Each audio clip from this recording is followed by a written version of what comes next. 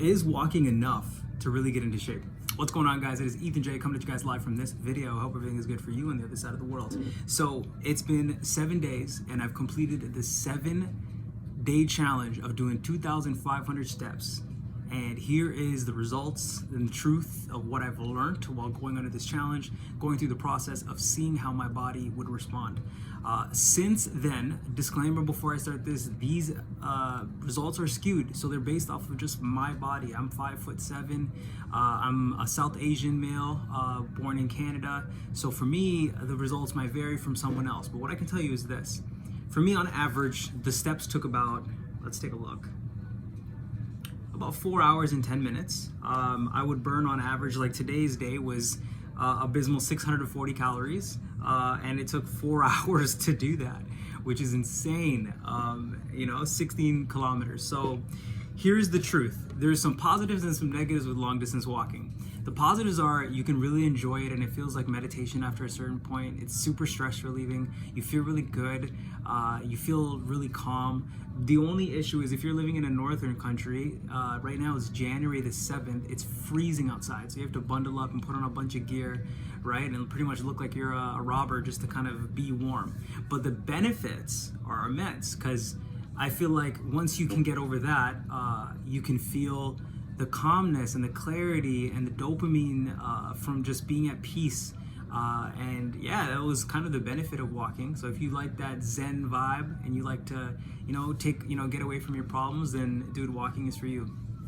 I would also say that walking is a benefit for anybody that has joints that are kind of hurt or injured or kind of getting older, right? And you want to find a way to still get fit while not really hurting your joints too much, then dude, walking is for you. That being said, am I going to continue doing the 7 days of walking? So like, just an example, guys, this is the measurements, right, for my day today. And in my opinion, I'm going to not continue to do this after this challenge for a few reasons. The biggest reason is that it's way, way, way too time consuming. Like 4 hours, like you have to walk a significant distance. I don't really care about the fact that it's cold outside. I don't mind that. I don't mind the fact that, your body, your feet do callus up. Just the time.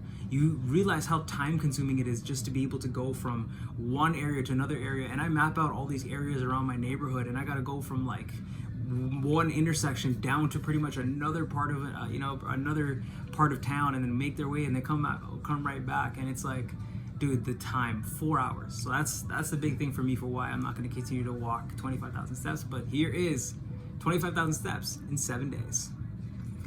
Continuing on, I just did that for the short. The cool thing I learned was you do burn a lot of calories on days where it does calculate your steps properly. On my better days, I'm burning about 1,000 calories. Excuse me. I just came back from my walk, so I'm a little tired. You do feel nice and sleepy afterwards because your body's drained of all the steps that you took in. So guys, I started at about 149 pounds, give or take, and now I'm at about 144. So I lost a good 5 pounds while I was on this challenge, but there's one thing you gotta remember for why my weight loss was so drastic. I also was on a no calorie diet, so I wasn't eating anything for the past, it's my 4th day eating nothing. So within the 4 days, because I'm not eating nothing and I'm burning close to 1,000 calories, I'm in the gym, I'm doing push-up challenges, that all adds in to that drastic weight loss of 5 pounds. So I know that Willie Tennyson made a video where he was kind of talking about this too. Everyone's body's a little different, guys, at the end of the day. So my body is stubborn when it comes to fat loss. My body is stubborn when it comes to fasting. My body is stubborn when it comes to putting on muscle. And I love that about my body because it just means I have to work harder, but that's okay.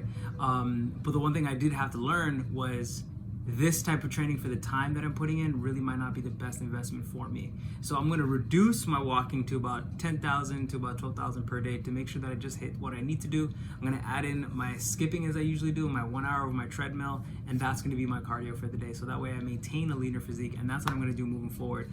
But if you guys wanted to see what the results were, I dropped 5 pounds.